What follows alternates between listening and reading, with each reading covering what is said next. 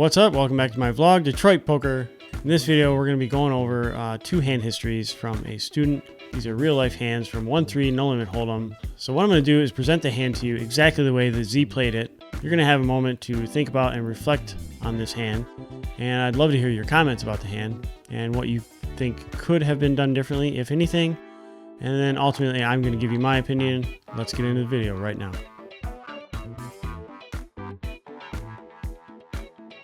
Z is in the cutoff, and he has $250, and he gets dealt ace-king offsuit, and the action folds to the gentleman in middle position, and they raise it up to $12, and Z described this player. He thought this player was tight, and that's pretty much the only read he really has on the guy, that he thinks he's kind of tight player. So that being said, Z decides to make the call for 12, and the button calls 12, and the small blind calls 12, and the big blind calls 12 and closes the action. Varying stack sizes.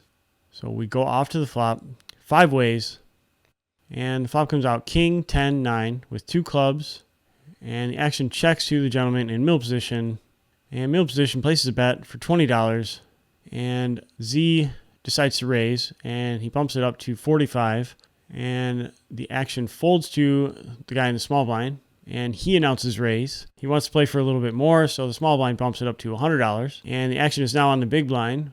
And the big blind decides that that's not enough money, and big blind jams for $185 total. And by this point, the gentleman in middle position pretty much folds right away, and we're back on Z. Z decides to make the fold as well, but we do get to see the run out. The small blind does make the call. The small blind and big blind are going to the river, heads up, and all the action is closed. So the turn comes out an offsuit 6, and the river is a queen of clubs, and the small blind proudly tables 7-8 of clubs for a flush. The big blind quickly tables jack 4 of clubs for a better flush, and the big blind is going to scoop this pot up. So I'd like you to pause the video now and put your thoughts below on this hand in general. Do you think anything could have or should have been done differently in this hand by Z? And if so, what would you do differently? So anyway, hopefully you've commented by now. I'm going to give my thoughts pretty quickly on this hand. The first thought that I had and that I told Z was we should be playing 100 big blinds. So this is a 1-3 game. We should have $300 in front of us. And then the next item, when the action folds to middle position and they raise it up to 12, I think if we're going to play this hand, Z describes this player as a tight player, and I totally understand that, but I think this hand is definitely easier to play if we just put in a 3-bet here. This is a top-tier hand, and that being said, we can definitely get it heads up versus middle position, but I think that if we call your garden variety 1-3 table, it's going to go multi-way, and it's generally not ideal to go multi-way with hands like ace-king. I would absolutely put in the 3-bet here, and I think about $35 should do the trick, somewhere in that range, 35, 40 bucks. I think that'll be enough to potentially get it back to the gentleman in the middle position. And furthermore, if anybody calls in between us, makes a cold call and or re-raises us, it's not going to be jack 4 suited that's making that play. We should get those hands out of there for the most part. And I think if anybody comes into the pot, it's going to be easier to narrow them down to what they're playing, to like pocket pairs and stuff like that. So that being said, we did make the call, and we go 5 ways to the flop. So as played, the flop comes out king, 10, 9 with 2 clubs and a heart.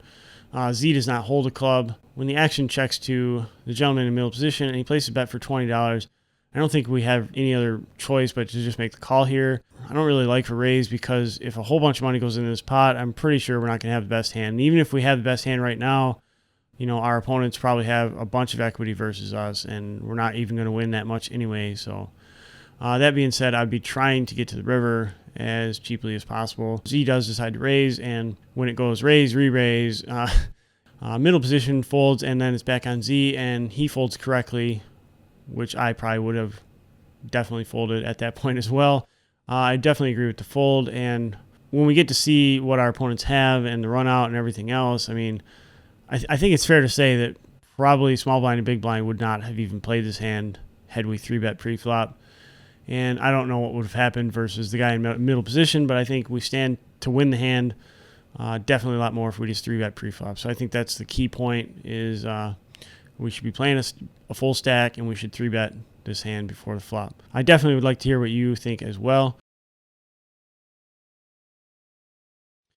All right, in this hand, Z is in the cutoff, and he's playing $400, and this is 1-3, no limit Holdem. And we get dealt 9-8 of spades. Early position and middle position both limp in, and Z over limps for $3. And the button, small blind and big blind all play as well. So we're off to the flop 6 ways, and the flop comes pretty good for Z. It is 9-8-6 rainbow. And the action checks to Z, and he places a bet for $15. And the button makes a call for $15, and the big blind makes a call for $15. The button covers us slightly, and the big blind has about $300. We are going off to the turn 3 ways, and the turn comes an offsuit ace, and it completes the rainbow. The big blind checks, and Z checks as well, and the button checks it through. So we're going off to the river 3 ways, and the river comes a 3, and the big blind checks. Z checks, and the button places a bet for $15. The big blind makes the call for $15, and Z makes the call. The button turns over 8-3 for 2 pair. The big blind turns over 8-6 for a better 2 pair, and ultimately Z turns over his hand for the best 2 pair, and he's going to scoop this one up. So now I would encourage you to pause the video and put your thoughts below if you think anything could have been done differently in this hand. I'd definitely like to hear it, and Z would probably like to hear it as well. So hopefully you've done that by now. I'd definitely like to give my thoughts as well. I think a case could definitely be made for raising pre-flop with this hand, and we will have initiative post-flop. Another benefit of raising is we get people out of the hand with hands like Jack 4 suited and stuff like that that may end up coolering us once in a while, flush over flush. So we charge those hands to see the flop. Suited garbage that might beat us in a rare scenario.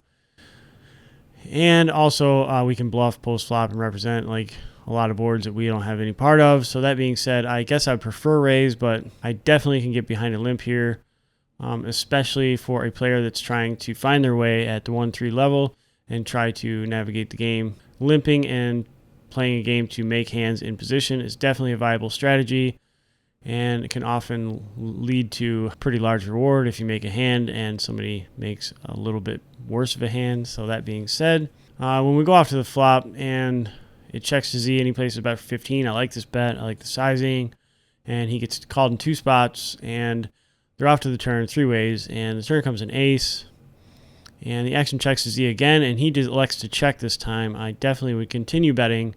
We're going to bet for value until our opponents give us a reason to think that we can't get value. Like if we bet flop and get called in 2 spots and bet the turn and somebody raises us, that is cause for concern. Alarm bells should be ringing, and we should be reassessing the hand. But until our opponents raise us, I think that we should continue betting for value because there's plenty of things to get value from. I think anything that has a 7 in it is going to call. Maybe even 1 pair hands with a gut shot are going to call. There's plenty of value to be had, so I would continue betting, probably in the neighborhood of like $40 or $50. So that being said, they're off to the river, and the river's a 3. Big blind checks. Z decides to check again. I would probably place a bet here as played, but Z does check it, and the button places a bet for 15. This is an extremely weak bet sizing. It doesn't really seem like the button has a very good hand, and big blind makes a call. I think a case could be made that even at this point in the hand, we could recover some kind of value and raise here. I don't think there's any reason to believe that we don't have the best hand. I might try to raise on this river as played, but nevertheless, Z makes the call, and it ended up like a perfect scenario. We could have probably won a lot of money, and this is probably results oriented a little bit, but I don't think there's ever any reason to ever take our foot off the gas on this hand. I would just bet, just like that, and until somebody gave me a reason to think that I didn't have the best hand. So definitely like to hear your input as well. So I do offer private one-on-one coaching via Skype. The goal of this coaching is to help you to become profitable at 1-2 and 1-3 by going over hand histories and helping you develop your own thought process. One-on-one, go over spots one at a time. You can use hand histories from actual hands that you've played if you take notes or whatever.